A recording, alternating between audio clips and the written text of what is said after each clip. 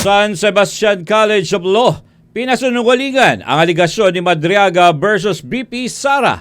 Ang buong detalye, ibabalita ni Kapatid Jason Rubrico. Pinasinungalingan ng pamunuan ng College of Law ng San Sebastian College Recoletos ang mga aligasyon ni Ramil Madriaga laban kay Vice President Sara Duterte. Ayon kay Attorney Teodoro Pastrana, Dean ng College of Law ng San Sebastian, hindi totoo na nahirapan si VP Sara na makapasa sa law school. Hindi rin aniya umasa si VP Sara sa tulong ng dating Associate Dean na si Attorney Ryan Kilala. Hindi nangyayari ang ganyan sa College of Law, no? Not in San Sebastian College of Law and not in any College of Law for that matter. No, pagdating sa integridad ng mga academic requirements, no, at talagang palagay ko medyo malabo at hindi totoo, itong kiniklaim nitong si Mr. Madriaga tungkol doon sa academic performance, no, ni Vice President Sara Duterte. Dagdag pa ni Pastrana, walang saysay ang paghingi ng pabor upang maipasa ang isang estudyante. Aniya, haharap din ang mga ito sa bar examinations kung saan nasusukat ang tunay na kakayahan. So talagang pointless, no, na ipapakiusap mo lamang na pwede bang ipasa mo na lamang ito. Wala talagang ganon kasi magkakaproblema ka rin naman sa bar examination. So alam ng lahat yan. Alam ng profesor, alam ng estudyante, kaya hindi ginagawa talaga. At kung sakali man may mga ganong insidente, kung sakali at sinasabi ko wala naman dito sa dito sa kasong ito, ay may mga kaparusahan. Binigyang diin din ni Pastrana na hindi pinapayagan ang reconsideration ng grado sa ganitong paraan.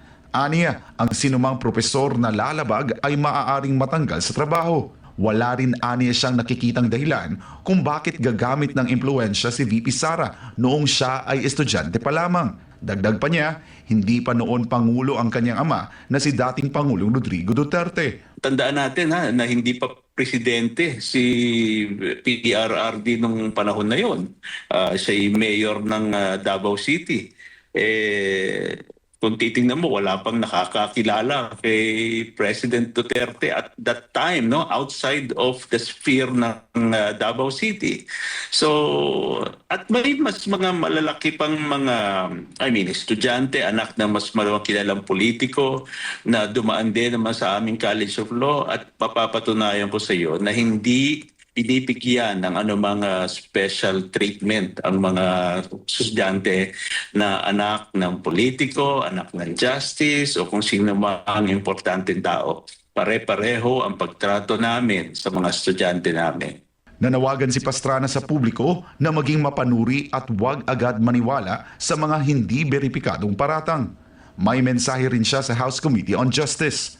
Nako, alam ko naman na politika yan, no? Alam, may mga estudyante din tayo dyan, no? Estudyante namin si Congressman Joel Chua, na naandiyan din ang dating dekano ng aming eskwelahan, no? Na si Dean Rufus Rodriguez. Pinapaubaya na namin sa kanila kung paano nila titimbangin ang mga statements na ganito at kami umaasa bilang bahagi rin ng publiko, no, na maliwanag sana, maliwanag at may pasihan kung ano man ang kahantungan itong pagdinig na ito. Sa ngayon, ayon kay Pastrana, hindi pa napag-uusapan kung magsasampa sila ng kaso laban kay Madriaga. Naniniwala rin siyang may bahid ng politika ang mga isyong ito. Nauna nang itinanggi ni VP Sara ang naturang aligasyon. Iginiit niya na nakapasa siya sa bar exam noong 2005 sa kanyang unang take na may general weighted average na 80, 5 puntos na mas mataas sa passing rate. Para sa Diyos at sa Pilipinas kong mahal, ako si Jason Rubrico, SMNR News.